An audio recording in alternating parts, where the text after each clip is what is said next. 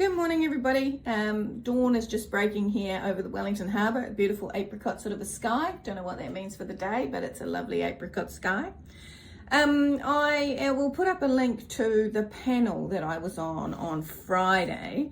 They gave me a ring because they had come across some articles, etc., that I had been quoted in around listed companies and the situation that has arisen because of the underfunding for a number of years of the delivery of actual care, the care required to look after many of our, what is on average over 85-year-olds, right? So around about 28% of over 85-year-olds require residential care, which means that they have very high acuity, lots of medications, they need 24/7 attention, and that will be by healthcare assistants, but must also be under the supervision of a registered nurse or an enrolled nurse.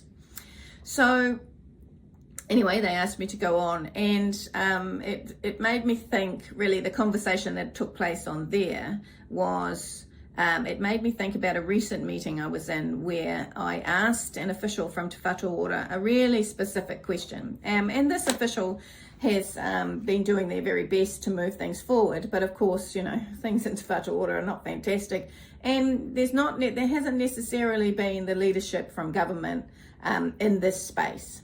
So they haven't really grabbed hold of it and driven forward in a way that they could. So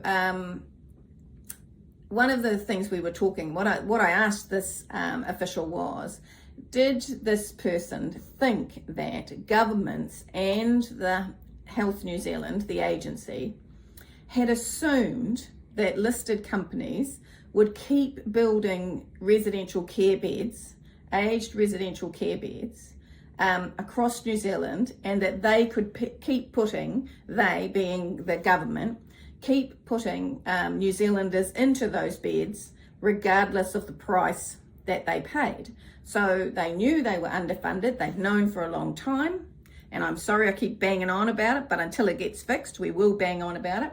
So they've known for a very long time, successive governments have known, that the price being paid is not covering the level required to actually pay for the care of that New Zealander. And I asked whether this person thought that there'd been this deliberate assumption that listed companies would just keep building beds and that the state could actually just keep dumping people in them, and that the listed companies would cross-subsidise. And there was quite a pause after I asked that question, and then the individual said, in his opinion, that he didn't think it was a conscious decision. So in other words, that an assumption had been made, not necessarily a policy direction or anything like that, but an assumption had been made that these companies, that listed companies, would just keep doing this and just keep subsidising the state. Now, if we have a think about that, what would happen if they didn't? Which is what they're going to have to decide at the rate that the payment does not cover what is required.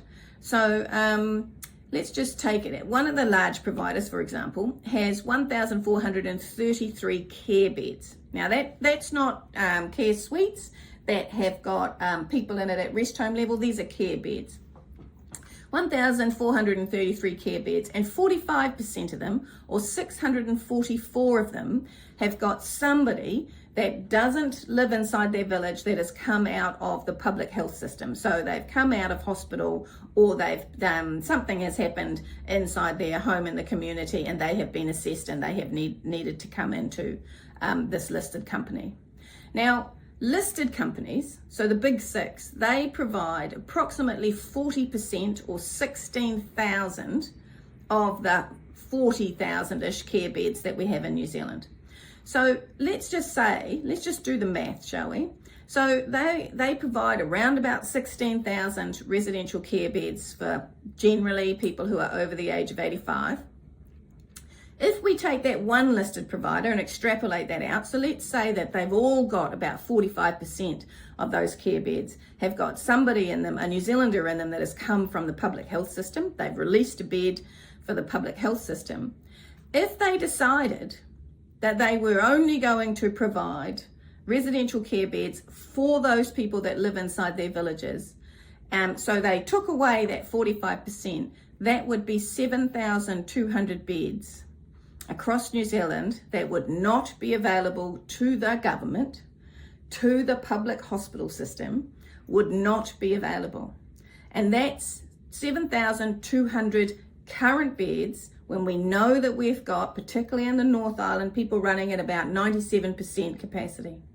So, and if you think that by 2040, the over 85-year-old population is going to grow from 96,000 in 2023 to 206,000 by 2040,